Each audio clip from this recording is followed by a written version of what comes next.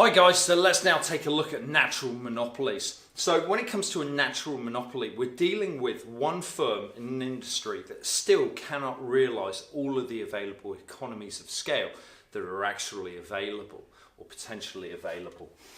So let's take a look. So they occur where not even a single producer, i.e. monopolist, is able to fully exploit all available economies of scale in a given industry.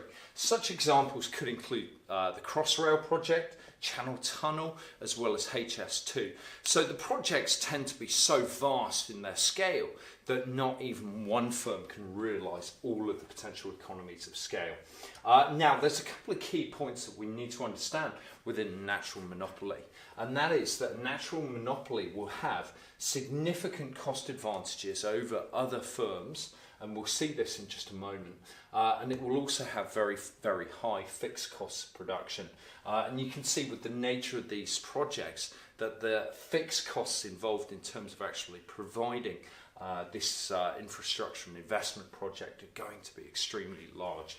So let's now have a look at a diagram for a natural monopoly. So we're going to have our typical demand curve looking like so. D equals AR, there it is, and let's put in our marginal revenue curve there as well. Now, I just want to highlight the cost curves in a slightly different colour here, just so that they stand out. Now remember what we've said, that not even a single producer is able to fully exploit all available economies of scale. So this means that the firm cannot actually be productively efficient and does not actually fulfill its average cost at the bottom of the average cost curve, of course.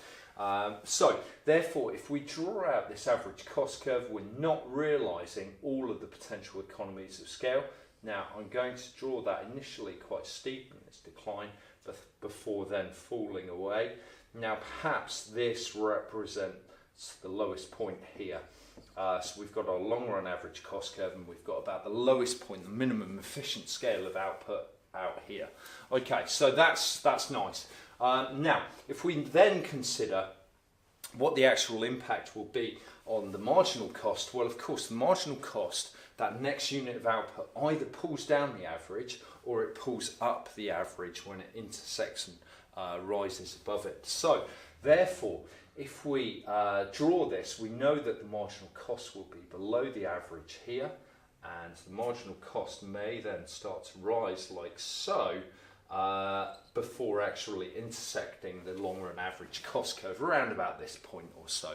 So the cost curves do look different here, so you can quite clearly see that, and we are not realising all of the available economies of scale within this natural monopoly. So let's now consider where our profit maximising point of output would be for the monopolist. Well, of course, it would be where MC equals MR, so we can see that point here, and we can therefore identify the quantity for a monopoly firm here.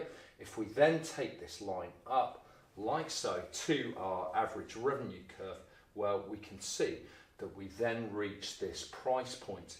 So we've got PM, which is attainable here. Meanwhile, we see that intersection with the average cost curve, and we can highlight the area of supernormal profit that is actually attained by this firm in such a scenario. Now, if we consider that perhaps this could be split up and broken up into a competitive marketplace, well, of course, in a competitive market, we would see the price level equal to the marginal cost. So let's take a look at this based on that allocatively efficient level of output. So here we can see that we've got a higher quantity being produced in the competitive market. The big problem, however, is that there is a difference here between the average cost, which exceeds the actual average revenue. So the average cost is greater than the price point. So we can see, therefore, that this market would not function in the longer term in terms of being a competitive market. So it just doesn't work. Therefore, there is a strong advantage in having this as a monopoly style industry.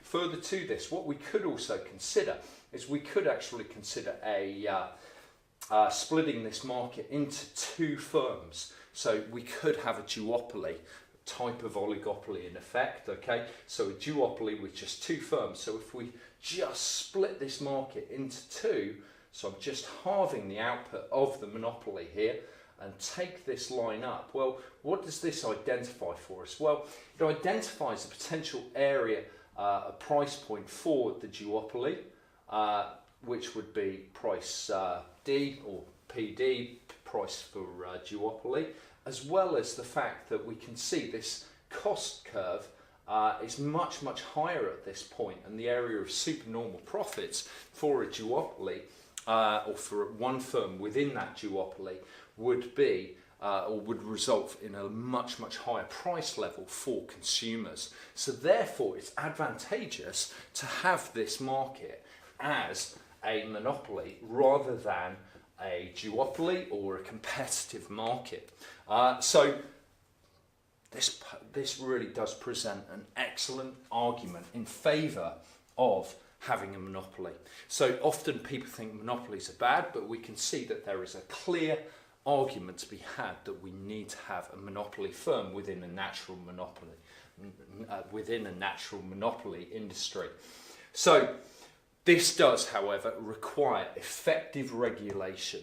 Okay, so you want to have a good regulator who is really going to make sure that this natural monopoly isn't exploiting the monopoly power that they have in all likelihood been granted by actually conducting such big investment projects.